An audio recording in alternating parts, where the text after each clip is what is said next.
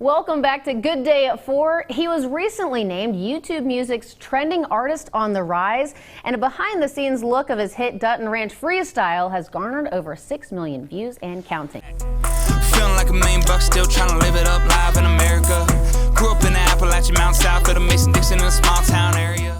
Joining me now is country artist and rapper David Morris. So David, thanks so much for joining us. You've got not one but a couple songs making the rounds on social media. What's it like seeing people using your songs by the millions? It is insane. You know, as an artist, you write these songs and you hope that the most amount of people possible will hear them. And when it starts to happen, it's pretty surreal. And, you know, it's a great feeling. And you've shown a lot of thanks too. Born and raised here in West Virginia, went to George Washington, and then you attended WVU. And you often give shout outs to the little man. In fact, in one of your songs, you say we're headed southbound. We'll stop in every little map-dot town. So what's a small shop or store or maybe a scenic destination that you think is worth an honorable mention? Well, I just think for anyone who isn't from West Virginia, I always tell them to stop at a Tudor's Biscuit. That's just my personal favorite. But, you know, in Charleston, there are so many great businesses that I love supporting when I come home.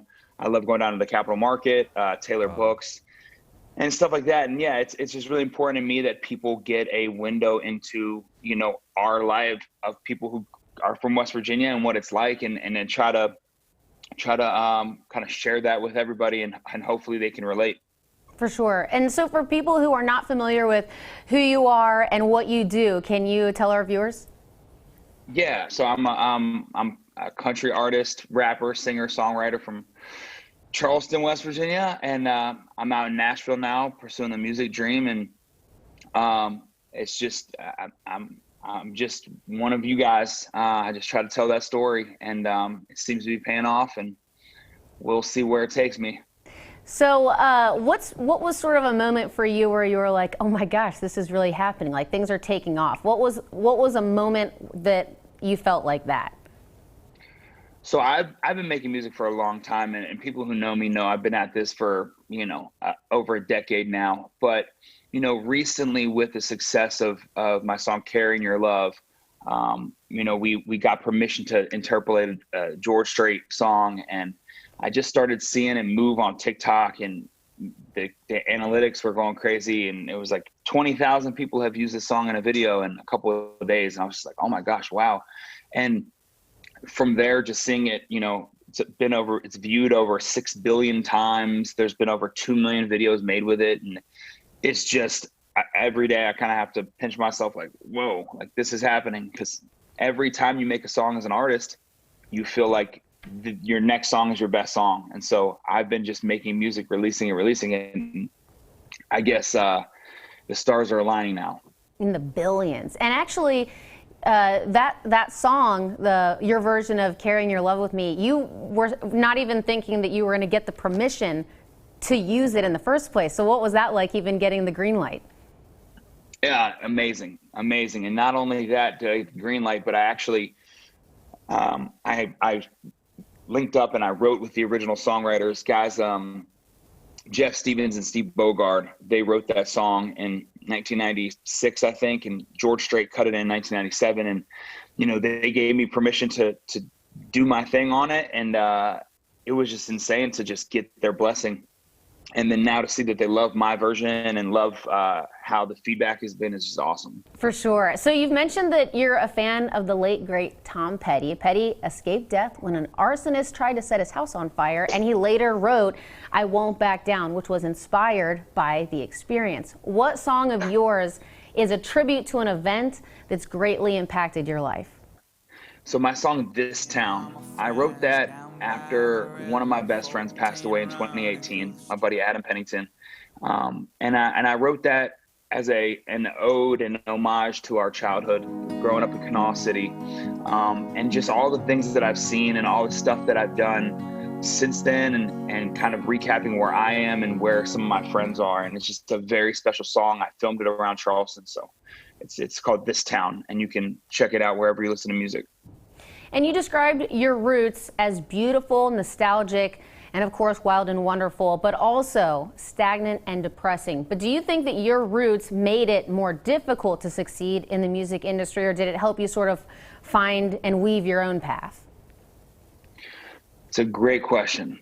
So at first, when I was a young artist, I thought that being from West Virginia would hold me back. What does West Virginia have to do with the music industry? You know, a lot of people in West Virginia, they don't get out of West Virginia. And so I thought that I needed to run away and move away.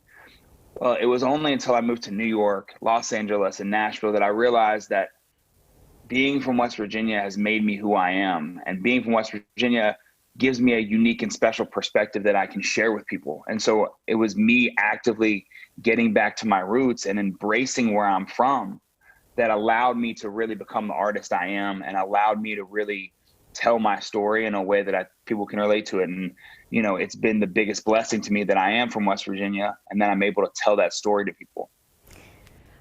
I'm going to ask you some personal questions here now. She's been featured in a few of your music videos, your beautiful fiance, Miranda. She's a singer, a songwriter, and former Miss West Virginia. So I'm curious, how did you propose? I had to meticulously plot with her friends and family and get her under the ruse of, we're doing a photo shoot at sunset, for her to be dressed up and in the right state of mind, and we surprised her, and it was awesome. Smart. Well, I'm glad it worked out, and I'm glad she said yes. Yeah. So what is the 5 years from now? What is an ideal situation for you and your career? What are you hoping to happen in 5 years? So that's a great question. To me, it's all about growth. It's about steady growth. And, you know, as long as I'm going like this, I never need to go like that, you know? And so it's just important to me to keep building. And hopefully 5 years from now, you know, I'll be doing, you know, big tours and releasing music and radio and all the stuff that I think every artist dreams of. But for me, it's really about just continuing to grow and getting fans. And I'm focused on the right now. And I think that everything seems to be coming together. Do you have any pre-performance rituals or anything you do before a set? Yeah, so I do these vocal warm-ups, and it's really funny. Everybody makes fun of me because you have to make all these weird sounds and stuff to get your vocals warmed up. So I always do that, and I always make sure I'm caffeinated. I have to have coffee, because if I'm not, you got to get that energy right, and I'm a coffee guy, so got to make sure I'm highly caffeinated. With this industry, or what it is that you're doing, and where a lot of your success has been found on social media, how do you disconnect? How do you avoid being overwhelmed or dodging the stress? How do you handle that type of success?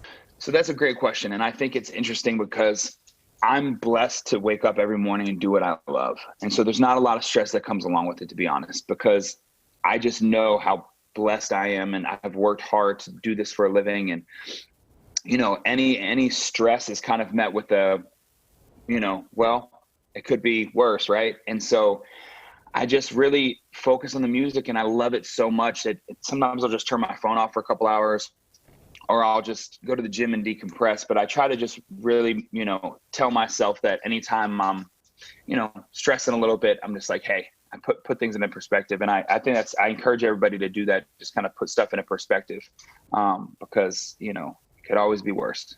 And now we're asking David Morris for his opinions in a rapid fire round of questions. So what's your favorite drink, David? Iced coffee. Oh, good answer. What's your first tattoo? I don't have any tattoos. You don't have any tattoos? No. Next question. If you had a tattoo, what would it be and where would it be? It would probably be an eagle somewhere on my arm. Okay, deal. Favorite Morgan Wallen song? Favorite Morgan Wallen song? That's great. I'm really digging You Proof right now. It's I think one of the most recent ones, but I love that song. Go-to menu item at Cookout? Cookout. I get the char grilled, the barbecue grilled chicken sandwich, and hush puppies. Pepperoni rolls or Tudors for breakfast? Pepperoni rolls. Why'd you have to ask me that? That one hurt a little, huh? Bonfire Yeah, in fall or Summersville on the 4th? Summersville on the 4th. A big 4th of July guy. Big fireworks guy. So who eats better, you or your dog Lotus? Lotus for sure. That kid gets anything he wants. As you should.